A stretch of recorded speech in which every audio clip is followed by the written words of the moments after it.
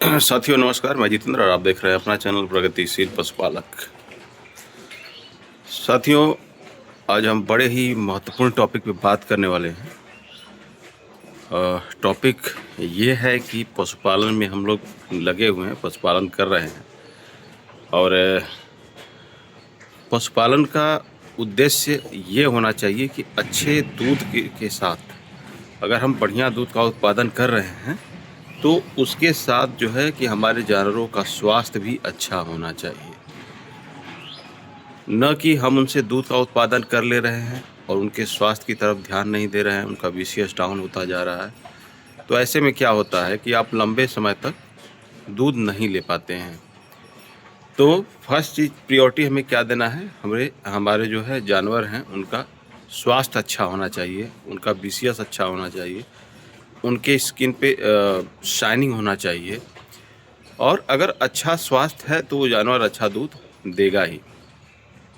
एक चीज़ और हमें ध्यान देना होता है कि मार्केट में तमाम लोग हैं जो तरह तरह की बातें करते हैं, किसानों को गुमराह करते हैं, भ्रामकता फैलाते हैं। ये खिलाओ, ये खिलाओ, इस तरह से फीड बनाओ, ये फार्मूलेशन है, ये है।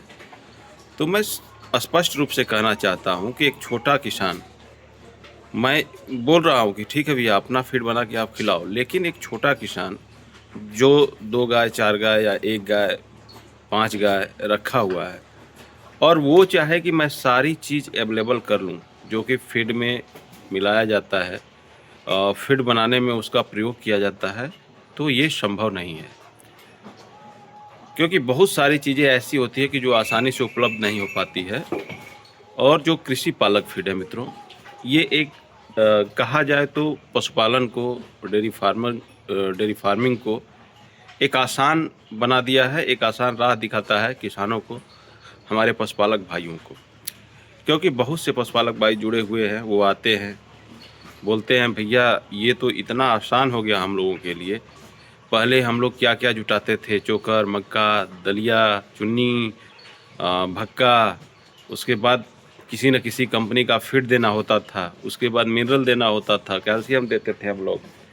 लेकिन इसमें क्या है कि हम लोग आसानी से बस पैकेट खोलते हैं और एक हमने नापने के लिए बना लिया है एक डब्बा, जिस डब्बे में कितना केजी कितना ग्राम आ रहा है उसके हिसाब से हम लोग उसको डालते हैं और जानवर इतने बढ़िया से खा रहे हैं, इतना अच्छा से खा रहे हैं कि कह नहीं सकते हैं। तो सबसे बड़ी चीज़ है कि मार्केटिंग लोग करते हैं, कई तरह से करते हैं, उस सब से हम लोगों से मतलब नहीं है। हम लोग की जो कंपनी है एक मतलब डेयरी फार्मर के विकास के लिए, डेयरी फार्मर के लिए एक अच्छा योजनाएं बना के, जैसे बहुत सारे फिट्स हैं, कोई ट्रेनिंग नहीं कराता, हमारी कंपनी जो है ट्रेनिंग कराती है। आप जाके जो है कि वहाँ ट्रेनिंग कर सकते हैं, 1 दिन का समय लगता है, वहाँ जाके अच्छे से सीख सकते हैं कैसे डेयरी फार्म चलाया जाता है या फिर क्या क्या समस्याएं आती हैं, किस समस्याओं से कैसे लड़ा जाता है। पैसा कमाना ही एक उद्देश्य नहीं है। पैसा, अगर हमारा किसान, कोई भी कंपनी हो, अगर हमारा पशुपालक जो है वो अगर सही है, अगर वो सुखी है, तभी वो पशुपालन करेगा, तभी वो जो है डेयरी चलाएगा, तभी कोई भी फीड कंपनी हो तभी उसका फीड बिकेगा। तो पहले आप किसान के बारे में सोचिए, किस पशुपालकों के बारे में सोचिए। अगर उसके जानवर सही हैं, उसके जानवर स्वस्थ हैं, तभी वो उनसे अच्छा दूध निकालता है। अगर उनके जानवर का इम्यूनिटी पावर मजबूत है तो उसमें रोग प्रतिरोधक क्षमताएं मजबूत रहेंगी, तो उसके जानवर कम बीमार होंगे, कम बीमारियां आएंगी, तो वो अच्छा से दूध का उत्पादन करेंगी, जिससे कि आय का स्रोत दूध होता है। अगर कोई भी डेयरी फार्मर हो, अगर उसकी गाय दूध देना बंद कर दे तो उसका जो है कि आय का स्रोत बंद हो जाता है, बड़ा मुश्किल हो जाता है खिलाना। तो अगर जानवर सही है, लंबे समय तक दूध दे रहा है, तभी देगा जब उसका बीसीएस सही है, बॉडी स्कोर सही है। अगर हम उसे उचित जो भी पोषक तत्व उनको ज़रूरत है हम दे रहे हैं, खिला रहे हैं, जाहिर सी बात है वो सही रहेंगी। तो वही चीज़ है, भ्रामकता के चक्कर में आप लोग न पड़े। बहुत से लोग जो है कि तमाम तरह की बातें करेंगे, तमाम तरह के प्रलोभन भी दे सकते हैं, तो उन सब के चक्कर में नहीं पड़ना है।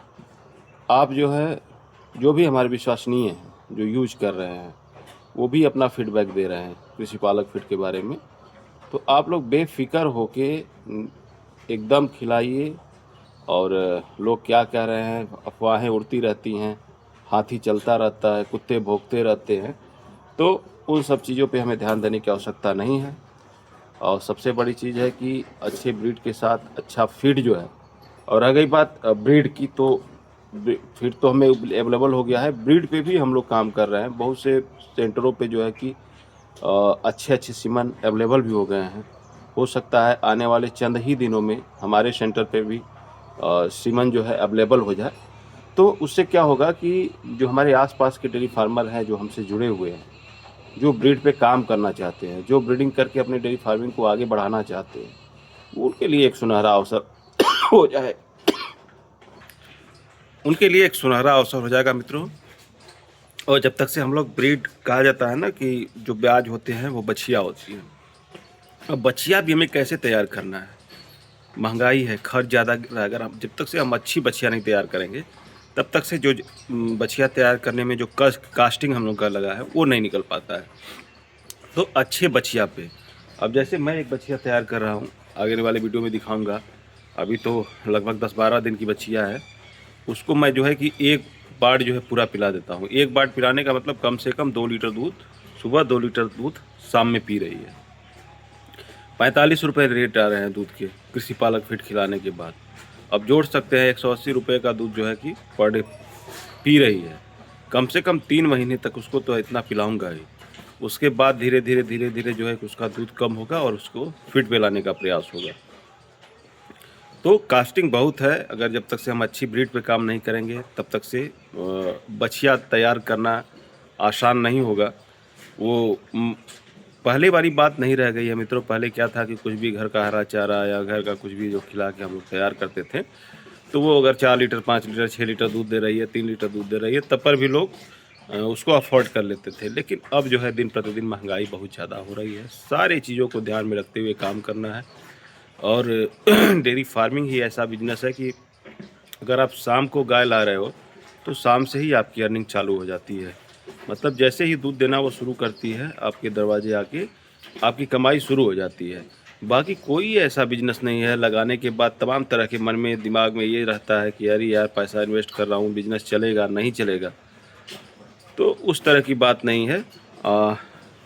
बहुत ज़्यादा समय भी नहीं देना है आप लोगों को। कहा जाए तो धीरे धीरे 2 गाय से भी शुरू कर सकते हैं आप। 2 गाय से शुरू करके 1 घंटा सुबह, 2 घंटा ऐसे करके समय दे के सुबह शाम दोपहर आप जो है इसके साथ और भी काम कर सकते हैं। बहुत सारे काम हैं जो आप गांव में रह के डेयरी फार्मिंग के साथ कर सकते हैं। वो आपकी आय के स्रोत बन सकते हैं। तो सबसे बड़ी चीज़ है कि हमें कमाने पे ध्यान देना है, कैसे मेहनत करना है। वो धीरे धीरे रास्ता बनता जाता है। कोई भी काम जब इंटर करते हैं, आप प्रवेश करते हैं, तो वो रास्ता बनता जाता है और आपका काम जो है राह आसान हो जाता है। रास्ते में तमाम लोग मिलते हैं, क्या कह रहे हैं उनकी बातों को ध्यान नहीं देना है। और मेरा दावा है, मैं खुद जो कह रहा हूँ, क्योंकि मैं भी एक डेयरी फार्मर हूँ, मैं भी फार्मिंग कर रहा हूँ, अपने जानवरों को खिला रहा हूँ। तो अभी तक जितना भी फीड मैंने खिलाया, सबसे बेस्ट फीड अगर कहा जाए तो कृषि पालक है। रह गई बात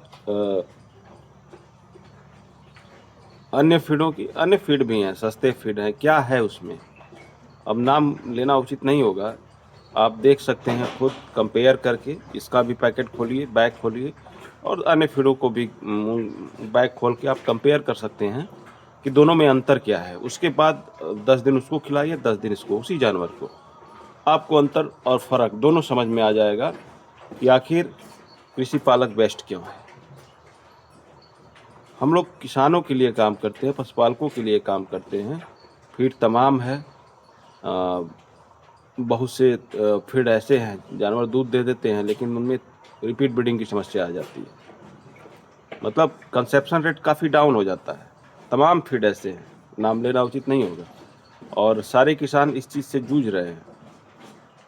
तो आप लोग बेफिक्र होके कृषि पालक यूज कीजिए, निश्चिंत रहिए और एकदम आसान से काम, बिल्कुल पैकेट खोलिए, उसमें से निकालिए, डालिए, जानवर सूखा गीला कैसे भी खा के एकदम जानवर आपका मस्त हो जाएगा। और भी जो भी समस्याएँ हैं हमारे जो है कि जो स्पेशलिस्ट हैं उस चीज़ के, उनके भी नंबर आप लोगों को दिया जाएगा। बाकी पशुपालन में जो भी समस्याएँ आ रही हैं, आप उस पे काम कर सकते हैं। आज के लिए वीडियो में इतना है।